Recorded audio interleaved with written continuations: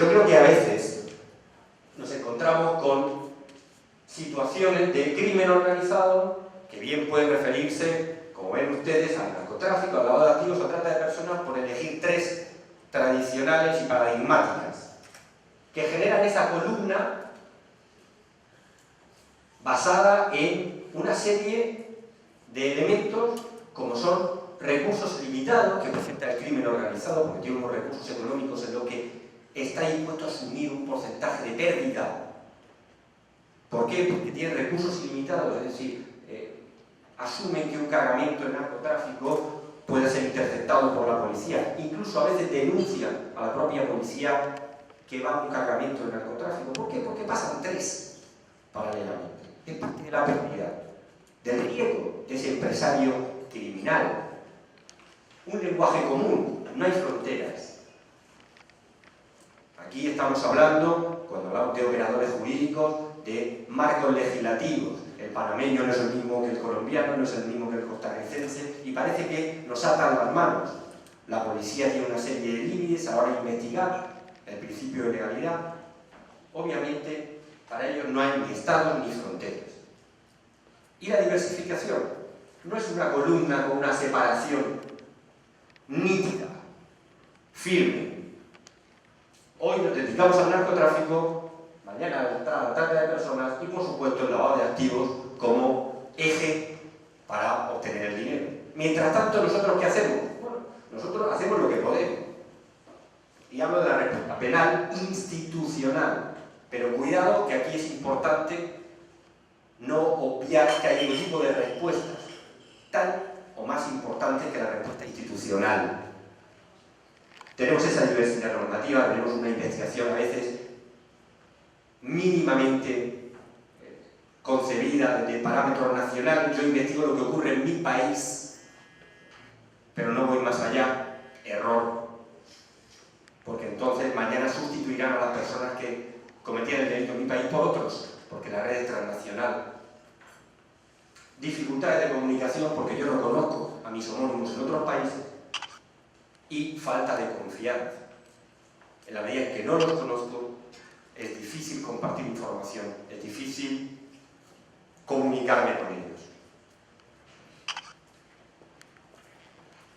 Como hablábamos previamente, el crimen organizado lo que genera es una falta de libertad, pero a veces, y yo creo que hay que desmitificar ese punto, el crimen organizado no necesariamente genera violencia de alarma social.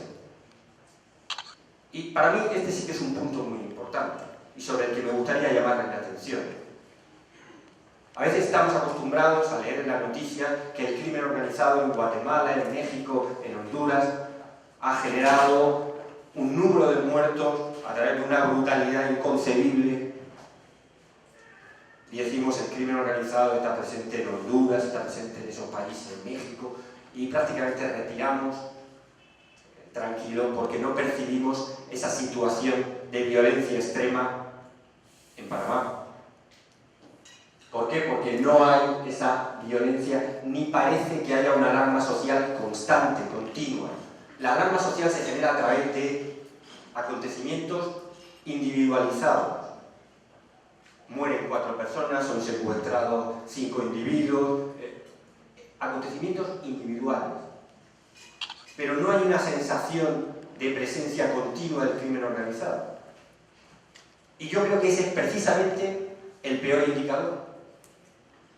Cuando yo no tengo la sensación de que el crimen organizado está, es el peor indicador. Porque el crimen organizado está. Pero yo recuerdo hace mucho tiempo, y me permitirán la comparación, que decían que, para aquellos que sean creyentes o no, que decían que la mejor estratagema del diablo es que haya gente que piensa que no existe. Pues en estos términos me manifiesto. La mejor estratagema del crimen organizado es conseguir que haya gente que piense que no está. ¿Por qué? Porque es una empresa criminal. Si yo me dedicara al crimen organizado, no querría que la sociedad percibiera mi presencia. Porque si percibe mi presencia, destina recursos. Si destina recursos, me arrincona, me dificulta mi actividad.